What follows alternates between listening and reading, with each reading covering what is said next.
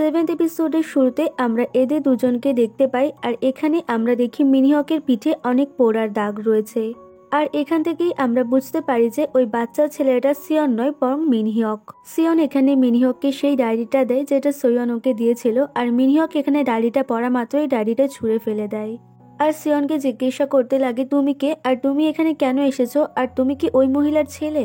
সিয়ন তো এর উত্তরে ওকে কিছুই বলে না, আর ডায়েরিটা আবারও তুলে নিয়ে ওকে বলতে লাগে যে এই ডায়েরিটা আমার কিছুদিনের জন্য দরকার ছিল, আর সেই কারণেই আমি তোমার হয়ে এই ডায়েরিটা নিয়েছিলাম, আর এখন আমি এই ডায়েরিটা তোমাকে ফিরিয়ে দিচ্ছি। এরপর আমরা দেখি সিয়ন উনমিনের কেবিনে আসে, আর এখানে এসে ও উনমিনকে মা বলে ডাকতে লাগে, আর তারপর ও অতীতের কাহিনী মনে করতে লাগে। এখানে আমরা দেখি জিউংয়ের মারা যাওয়ার পর সিয়ন আর উনমিন অনেক বেশি কান্নাকাটি করছে, কারণ সিয়ন তো জিউংয়েরই ছেলে। এদিকে বাইরের সমস্ত লোকজন বলতে লাগে যে এর তো মারা যাওয়াই ঠিক হয়েছে, কারণ এ তো একটা বাচ্চা ছেলেকে খুন করেছে। আর সিয়ন যখন লোকের থেকে ওর বাবার সম্পর্কে এমন কথা শুনতে পেত তখন ওর প্রচন্ড রাগ হতো, কিন্তু কোনো রকমে ওর মা ওকে আটকে নিত। এছাড়াও ও যখন স্কুলে যেত তখন স্কুলের সব বাচ্চারা ওকে অনেক বুলি করতো আর বলতো যে তোমার বাবা তো একজন খুনি, আর তোমার বাবার মারা যাওয়াই ঠিক হয়েছে।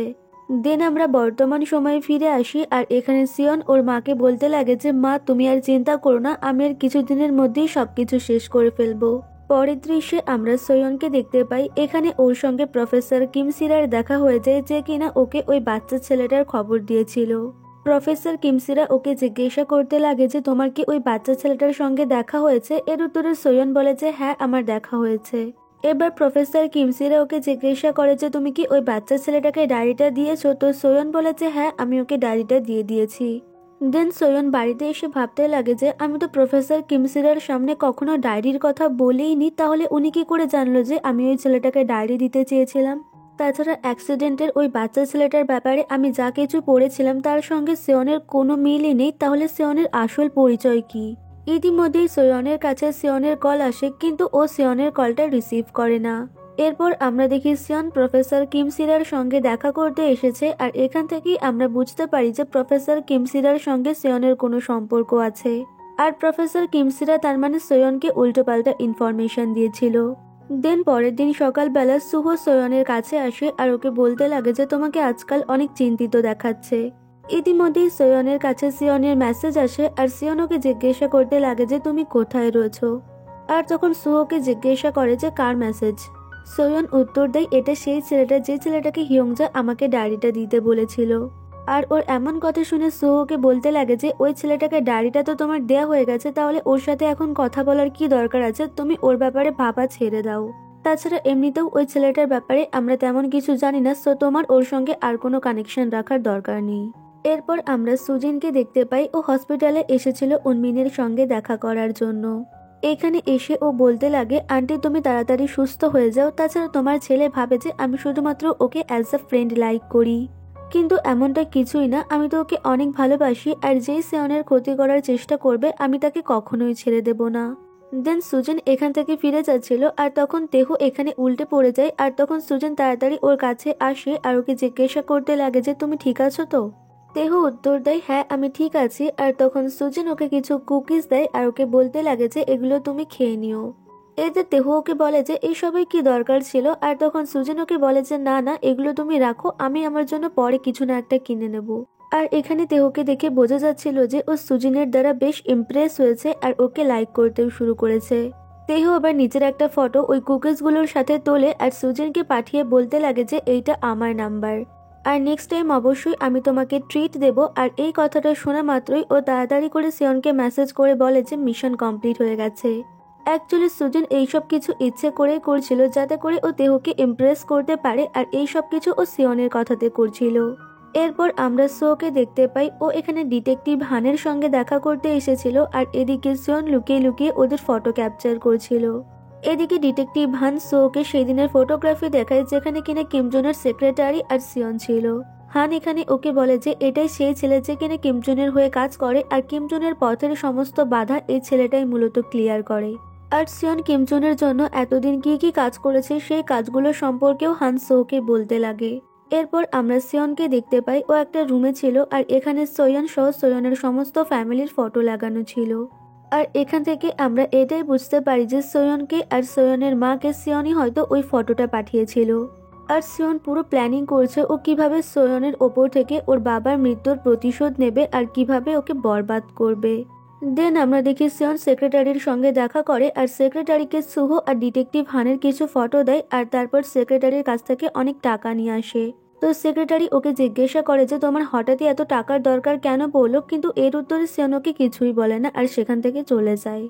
এরপর আমরা মিনহিয়ককে দেখতে পাই, ওর কাছে জুয়ার ক্লাব থেকে কল আসে আর ওকে বলা হয় যে তোমার যা ঋণ ছিল সেই ঋণ কেউ একজন শোধ করে দিয়েছে। ইতিমধ্যেই মিনহিয়ক খেয়াল করে যে সিয়ন ওর রুমের সামনে বসে রয়েছে আর এখানে সিয়ন ওকে একটা কাগজ দেয় আর ওকে বলতে লাগে যে আমি তোমার ঋণ সব শোধ করে দিয়েছি, সো তুমি এবার থেকে জুয়া খেলা বন্ধ করো। আর এটা বলে ও এখান থেকে চলে যায়।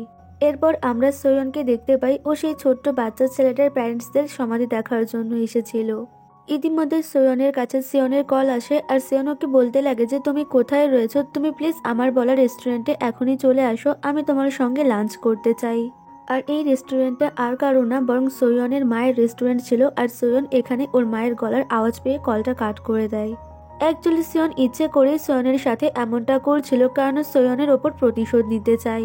সিয়ন এবার সোয়নের মাকে বলতে লাগে যে আমি তাহলে চলে যাচ্ছি। আর তখন সোয়নের মা ওকে বলতে লাগে যে কেন, তুমি যে বললে তোমার ফ্রেন্ড আসবে তোমার সঙ্গে দেখা করতে। সিয়ন উত্তর দেয় আমার মনে হয় না আজকে আমার ফ্রেন্ড এখানে আসতে পারবে বলে, কিন্তু নেক্সট টাইম আমি অবশ্যই আমার ফ্রেন্ডকে এখানে নিয়ে আসবো। পরের দৃশ্যে আমরা দেখি সুহ কংগ্রেসম্যান কিমজুনের সঙ্গে দেখা করতে এসেছে আর এখানে কিমজুন ওকে বলতে লাগে যে তোমার আগের সবকিছু ভুলে গিয়ে আবারও আমার সঙ্গে কাজ করা উচিত, কিন্তু সুহ এতে রাজি হয় না এবং এখান থেকে চলে যেতে লাগে। আর তখন কিমজুন ওকে বলতে লাগে যে তুমি খুব শীঘ্রই আমার কাছে আবার ফিরে আসবে। তো সুহ এর উত্তরে ওকে কিছুই বলে না আর বাইরে বেরিয়ে আসে। আর বাইরে বেরিয়ে এসে ও ফ্ল্যাশব্যাকের একটা কাহিনী মনে করতে লাগে। ফ্ল্যাশব্যাকের কাহিনীতে আমরা দেখি সুহ ডিটেকটিভ হানকে বলছে যে যদি কিমজুন না থাকতো তাহলে যেই লোকটা আমার ছেলেকে মেরেছিল সে অত সহজে কখনোই ছাড়া পেত না, আর তারপর আমার সোয়নের জীবনটাও এভাবে নষ্ট হতো না আর বাকি দুর্ঘটনাগুলোও ঘটতো না। ওর জন্য আমার পুরো ফ্যামিলি নষ্ট হয়ে গেছে আর তখন আমার কোনো পাওয়ার ছিল না বলে আমি ওর বিরুদ্ধে কোনো পদক্ষেপ নিতে পারিনি। আর এইবার আমার কাছে পাওয়ার আছে আর আমার কাছে যতটুকু পাওয়ার আছে সেই পাওয়ার দিয়েই আমি ওর বিরুদ্ধে লড়াই করতে চাই। আর আমি ওকে কিছুতেই প্রেসিডেন্ট হতে দেব না। আর ওর এমন কথা শুনে ডিটেকটিভ হান ওকে বলে ওঠে যে ওর পাওয়ারের কাছে তোমার পাওয়ার কিছুই না, তাছাড়া তুমি জানো না কিমজুন কত বড় একটা শয়তান। এতে সুহ ওকে বলে যে এবার আমার কাছে একটা খবর আছে, আমি জানতে পেরেছি যে কিমজুনের একটা অবৈধ ছেলে আছে আর এই অবৈধ ছেলের ব্যাপারটাই যথেষ্ট ওর রেপুটেশন নষ্ট করার জন্য। তখন হানোকে জিজ্ঞাসা করে যে এ বিষয়ে তোমার কাছে কি কোনো প্রমাণ আছে, তাছাড়া তুমি কি জানো ওর অবৈধ ছেলেটা কে। সো উত্তর দেয় আপাতত তো আমি জানি না, কিন্তু আমি খুব তাড়াতাড়ি ছেলেটাকে খুঁজে বের করার চেষ্টা করছি। দেন সুহ এখান থেকে চলে যাচ্ছিল আর ঠিক তখনই সিয়ন এখানে আসে কিমজুনের সঙ্গে দেখা করার জন্য। সুহ সিয়নকে দেখে চিনতে পেরে যায় যে এটাই তো সেই ছেলে যে ছেলেটার ব্যাপারে ডিটেকটিভ হান ওকে আজকে বলছিল। সিয়ন এখানে কিমজুনের সঙ্গে দেখা করতে আসে আর তারপর আমাদের একটা ফ্ল্যাশব্যাকের কাহিনী দেখানো হয়, যেখানে আমরা দেখি জিয়ং মারা যাওয়ার পর কিমজুন এদের কাছে আসে আর এদের পাশে দাঁড়ায় আর এখানে ও সিয়নকে বলতে লাগে যে আজ থেকে আমি তোমার বাবা। দেন আমরা বর্তমান সময়ে ফিরে আসি আর এখানে কিমজুন সিয়নকে বলতে লাগে যে তুমি কত হ্যান্ডসাম হয়ে গেছো, তাছাড়া তোমার মা এখন কেমন আছে। আর আমি শুনেছি তুমি আমার হয়ে কাজ করছো আর তোমার কাজও নাকি অনেক বেশি ভালো, কিন্তু আমি এ বিষয়ে একটুও খুশি না। তাছাড়া তুমি তো মেডিকেল স্কুলে চান্স পেয়েছিলে, তাহলে তুমি তোমার ফিউচার এভাবে কেন নষ্ট করছো, তুমি আবারও মেডিকেল স্কুলে ভর্তি হয়ে যাও, আমি তোমার সমস্ত খরচা দিয়ে দেব। এতে সিয়ন বলে না, এসবের আর কোনো দরকার নেই, এমনিতেও আপনি আমাদের জন্য অনেক কিছু করেছেন আর আমি আপনার উপরে বোঝা হতে চাই না। এতে কিমজুন বলে এটাই তোমার সবচেয়ে বড় সমস্যা, তাছাড়া তোমার মা যখন তোমাকে এভাবে দেখবে তখন তোমার কি মনে হয় যে তোমার মা তোমাকে নিয়ে প্রাউড ফিল করবে। তুমি তোমার ফিউচার এভাবে নষ্ট করছো, এটা আমার একদমই ভালো লাগছে না। এতে সিয়নকে বলে যে এমনিতেই আপনি আমার মায়ের হসপিটালের ফিস দিয়ে আমাদের অনেক সাহায্য করেছেন। এবার কিমজুন ওকে বলতে লাগে যে আমি জানি তুমি তোমার বাবার মৃত্যুর প্রতিশোধ নিতে চাও, কিন্তু এসব করে কোনো লাভ নেই, এসব করে তোমার লাইফই নষ্ট হবে। তাছাড়া আমি চাই তুমি লাইফে ভালো থাকো আর আমি তোমাকে প্রমিস করছি যে আমি সবসময় তোমার পাশে থাকবো। আর আমি এমনিতেও তো তোমাকে বলেছিলাম যে আমি তোমার বাবার মতো।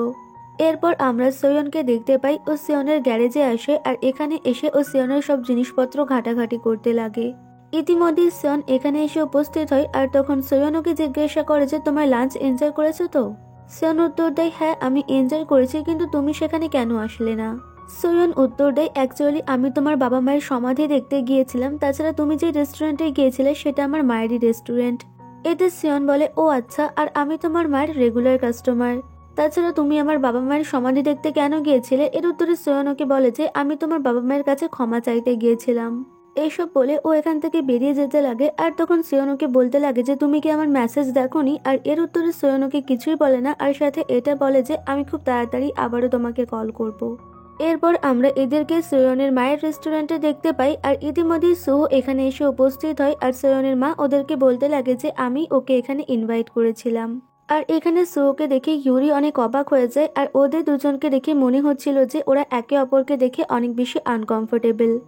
আর সোয়নও এটা খেয়াল করে, আর তারপর ওদের দুজনকে বলতে লাগে যে তোমাদের দুজনের কি হয়েছে, তোমরা একে অপরকে দেখে এত চুপ কেন হয়ে গেলে? আর এর উত্তরে ইউরি ওকে বলে যে অ্যাকচুয়ালি সেদিন আমি সোকে অনেক উল্টোপাল্টা বলে দিয়েছি। আর ওর এমন কথা শুনে সোয়ন ওকে বলে যে এটা করা তোমার একদমই ঠিক হয়নি, আর আমি আর সো এখন আমাদের রিলেশনটাকে রিকভার করার চেষ্টা করছি। এরপর এরা দুজনে বাড়িতে ফিরে আসে, আর এখানে সোহো সোয়নকে বলতে লাগে যে তোমাকে হার্ট করার জন্য আই এম রিয়েলি সরি। আর তখন সোয়ন ওকে জড়িয়ে ধরে নেয়, আর ওকে বলতে লাগে যে তোমাকে আর সরি বলতে হবে না, আর তুমি আমাকে এভাবেই হাক করে থাকো।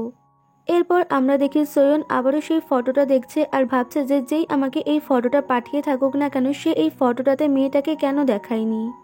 পরের দৃশ্যে আমরা দেখি সুজেন প্রফেসর কিমসিরার সঙ্গে বসে রয়েছে, আর ওকে আন্টি বলে ডাকছে। সুজেন এখানে কিমসিরাকে বলতে লাগে যে আজকাল সিয়ন ওই মহিলার সঙ্গে অনেক সময় কাটায়, আর আমি এটাই বুঝতে পারি না যে ওই মহিলার সঙ্গে এত কথা বলার ওর কি আছে। কিমসিরা উত্তর দেয় ওদের দুজনের লাইফের অবস্থা অনেকটা একই রকম, আর এই কারণেই ওরা একে অপরের প্রতি অনেক মিল খুঁজে পায়। তাছাড়া সোয়ন সত্যিই একজন ভালো মানুষ, তো তুমি ওর সঙ্গে বাজে কিছু করার চেষ্টা করো না। এতে সুজেন উত্তর দেয় ভালো মানুষ না ছাই, ওই মহিলাকে আমার একদমই সহ্য হয় না। পরের দৃশ্যে আমরা দেখি সোয়ন তেহুর সঙ্গে দেখা করতে এসেছে, আর এখানে এসে ও তেহুকে জিজ্ঞাসা করে যে সেই দিন উনমিনকে যে ছেলেটা সিপিআর দিচ্ছিল সেই ছেলেটার ব্যাপারে তুমি কি জানো? তেহু উত্তর দেয় অ্যাকচুয়ালি ওই ছেলেটা আমাদের মেডিকেল স্কুলেই পড়তো, আর অলরেডি ওর 3বার হার্ট সার্জারি হয়েছে। এরপর আমরা দেখি সোয়ন সেই মেডিকেল স্কুলে আসে, আর এখানে এসে ও সব স্টুডেন্টদের ফটো দেখতে লাগে।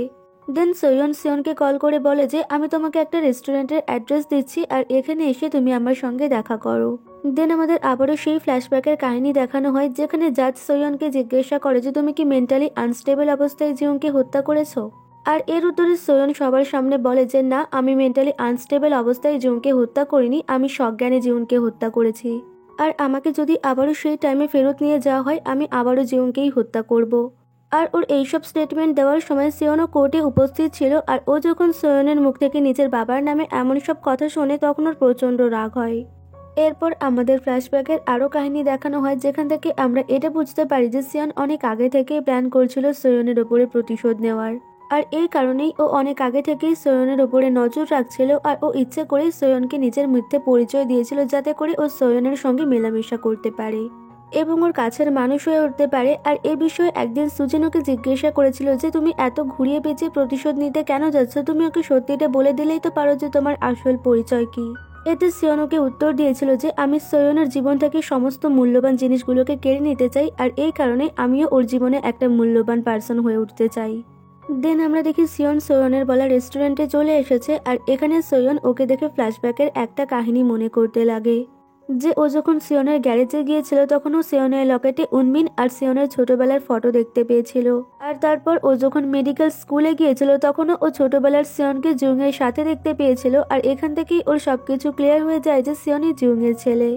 আর সিয়নের বাবাই সেই জিউং যাকে কিনা আমি মার্ডার করেছিলাম। আর এখানে ও সিয়নকে দেখে বলতে লাগে যে আমি অলরেডি চিনতে পেরে গিয়েছি যে তুমি কে আর তোমার আসল পরিচয় কি।